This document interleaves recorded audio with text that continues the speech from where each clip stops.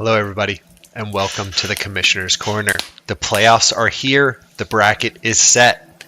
Tim and I get the bye weeks, and Ryan and Zach also get the bye weeks. As Skip mentioned, Ryan missing out on that median by less than a point, and therefore getting the bye week in the toilet bowl. The Sherrats took each other out of the playoff race. Jeff going 0-2, fulfilling the prophecy that he would miss the playoffs, and Lou just going 1-1, also coming up just short on the playoffs. 10-4 in head-to-head matchups this year, 14-14 when taking median into account. We don't want no fraudulent playoff members. Paul made quite the run at the end of the season. Last 3 weeks going 2-0 to pull himself up to 15-13 to come up just short on a three-way tie on a points for tiebreaker. The ultimate Timming.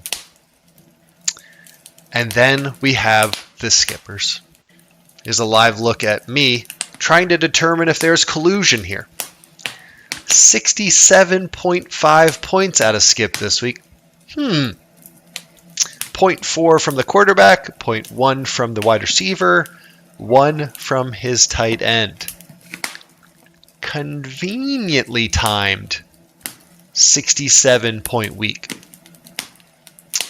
But as I said, it's impossible to tell if this collusion. We got to give him the benefit of the doubt. He's just bad.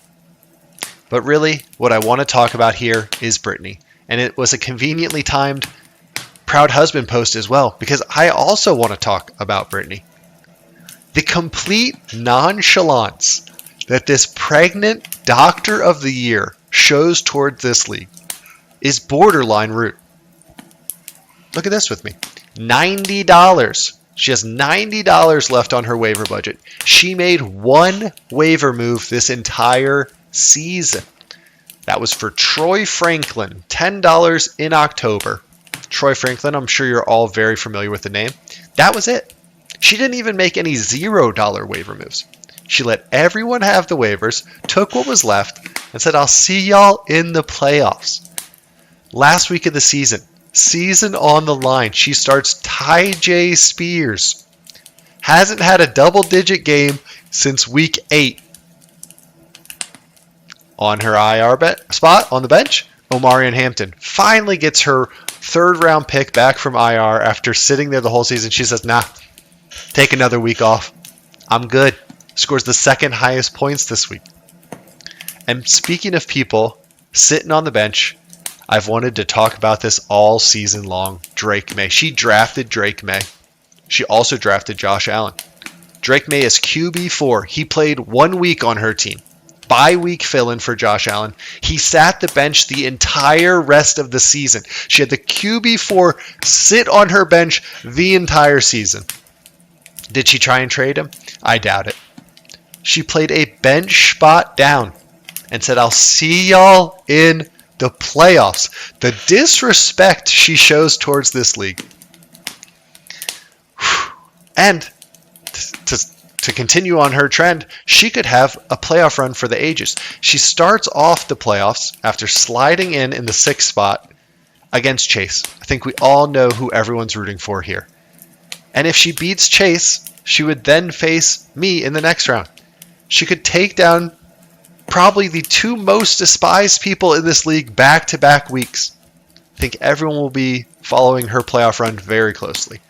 In the other winners bracket matchup, we have Brian versus the Priors, and there are a lot of injury implications here. CeeDee Lamb got a concussion last week. He's questionable.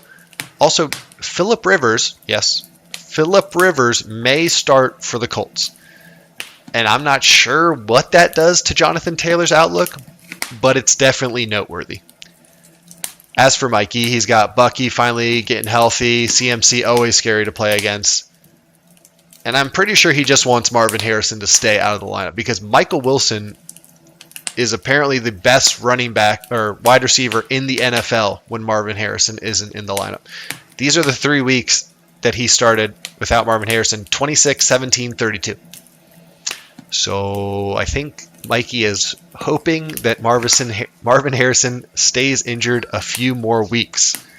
In the Toilet Bowl, we get a back-to-back matchup of the Schrotts. After they take each other out of the playoffs, they then go up against each other in the first round. Definitely rooting for Big Lou here. Much rather see Jeff do the 999 challenge. And we love a first to worst narrative in this league, which is officially active. Lastly, we have 7th place Paul going up against Skip. It would hurt to see Paul grind through the Toilet Bowl after missing out on a points for tiebreaker. It wouldn't hurt me. It would hurt Paul. Personally here, I don't know who I want to win because I'd love to see both of these people do the punishment. This is just a win-win for me. We'll see if Skip puts up another 67-pointer, though. I'll be watching all these matchups pretty closely. Look forward to see how things pan out, and I'll catch y'all on the next Commissioner's Corner.